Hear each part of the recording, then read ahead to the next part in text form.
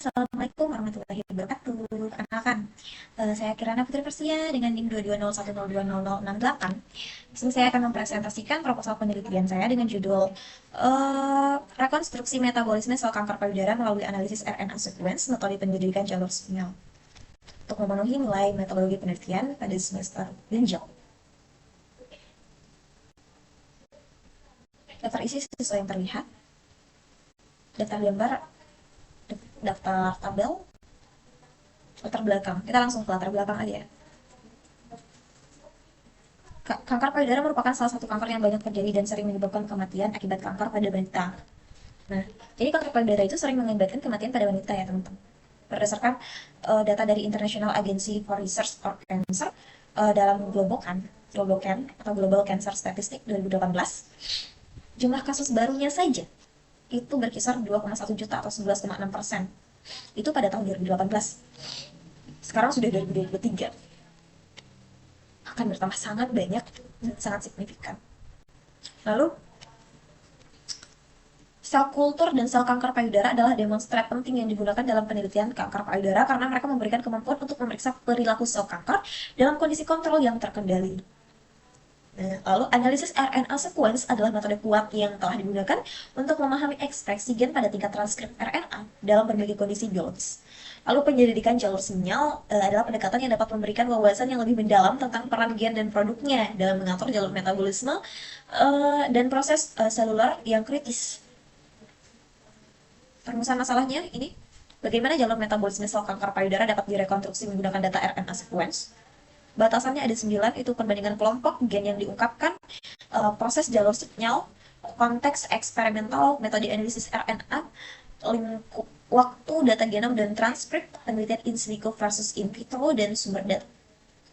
Tujuan penelitian ini saya berharap penelitian ini adalah untuk merekonstruksi jalur metabolisme sel kanker payudara dengan menggunakan data RNA sequence sehingga dapat lebih memahami perubahan dalam jalur metabolisme yang terjadi dalam sel kultur sel kanker payudara. Nah, untuk mengidentifikasi perubahan regulasi genetik yang terlibat dalam sel kanker payudara melalui metode penyelidikan jalur sinyal, sehingga dapat memahami lebih dalam bagaimana gen-gen yang mengatur sel kanker payudara dapat berubah.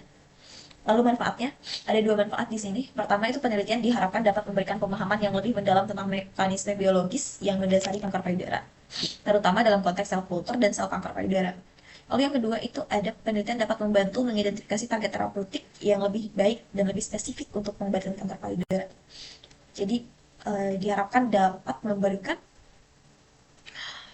obat atau pengembangan obat baru atau obat lama untuk mengobati kanker payudara. Keaslian penelitian ada 2 di sini, ada deteksi penyakit kanker payudara dengan seleksi fitur berbasis prinsipal komponen analisis dan random forest, terus ada bioinformatik RNA sequence data analisis. Masing-masing penulisnya di sini ada tertera Ahmad Fauzi, Riki Supriyadi, Nurlantur Maulida, Sandrong Zhou, Bahong Zhong, Ying Zheng, William Gordon, Sarah Du, Teresa Paris, dan kawan-kawan. Ini metode yang dia gunakan pada tabel 1 itu adalah analisis data transkrip RNA sequence dan methylation array. Lalu terus yang kedua ada data analisis. Di sini ada tinjauan pustaka. Ada 10 jurnal yang saya tinjau di sini. Jurnal pertama itu dari Siti Zulaiha dan kawan-kawan, itu judulnya perbandingan 3 kit ekstraksi RNA untuk analisis transkriptomika pada kelapa sawit. Lalu yang kedua itu dari Anna dan kawan-kawan, judulnya Comprehensive RNA Sequencing Analysis in Serum and Measurable Ripples Novel Small RNA Signature with Biomarker Potential for DMD. Lalu ada yang ketiga itu dari si Bao Hua Duan, Identification of Candidates Gens Associates with Body Weight in Swing Spreads Fortunus 3 Tuberculosis according to Conjunctive Analysis of BSA Sequence and RNA Sequence. Lalu yang keempat dari Jing Weng, itu judulnya RNA Sequencing and its Application in Brain Cancer. Lalu yang kelima itu ada dari Farida Scoleto, Aulsudia dan kawan-kawan, itu a multi-objective optimization approved for the identification of cancer biomarker from RNA sequence data. Yang keenam dari Kazi Firdaus dengan judul Improving Pan Cancer Classification of Single Cell RNA Sequence Gen Expression Data Manusia per Data Using Machine Learning. Lalu tuh ada yang ketujuh dari Xie Zheng dan X1, judulnya uh, 2350p single cell RNA sequence dissenting and initiating liver metastasis cell dan pancreas cancer. Lalu yang kedelapan ada Bisoft dan kawan-kawan dengan judul 2301P Combining Cancer Patients Special Transcriptomic and Bulk RNA Sequence Data to Drive Insight into NSLC. Lalu yang ke-9 itu dari Alaina Mahalanobis dengan judul tuh Evolution of Single Cell RNA Sequence Clustering Algorithms on Cancer Tumor Dataset. Lalu yang terakhir itu ada di Sultana dengan judul Single Cell RNA Sequence Analysis to Identifying Potential Biomarker for Diagnosis and Prognosis of Non-Small Cell Lung Cancer by Using Comprehensive Bioinformatic Approach. Landasan teorinya, biologi molekuler, struktur data dan fungsi data RNA dan DNA. Yang kedua, genomika dan RNA sequence. Yang ketiga, metabolisme seluler, lalu kanker dan polimerase sel, lalu sinyal. Lalu bioinformatika and analysis data, lalu pemodelan jalur metabolik. Nah, di sini metode penelitian nih ada flowchartnya, mulai identifikasi masalah dan studi kasus, pengumpulan data, analisis metode penyelidikan jalur sinyal, perhitungan manual, perancangan sistem, implementasi sistem, keselesai, pengujian sistem, kesempitan, dan arahan. Lalu selesai studi pustaka, di sini saya menggunakan jurnal semuanya. Pengumpulan data itu ada dari desain eksperimental, lalu persiapan ujian,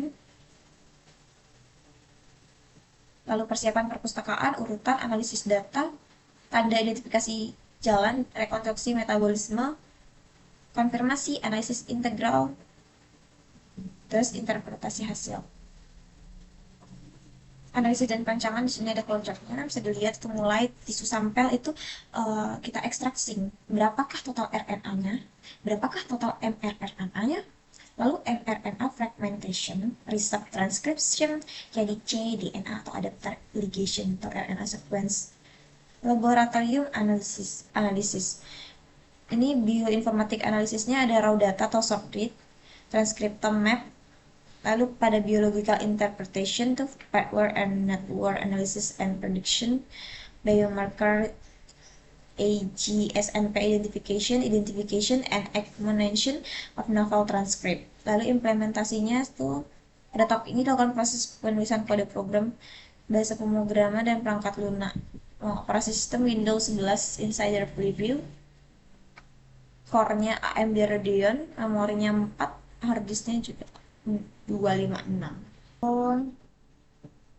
Pengujian ini bakal diuji dengan validasi ekspresi gennya, validasi differentially expressed genes DEGS, analisis proteomik atau metabolomik, uji fungsi biologis, analisis network, validasi dengan model eksperimental, studi klinis, analisis reproduktivitas, konfirmasi melalui kerjasama.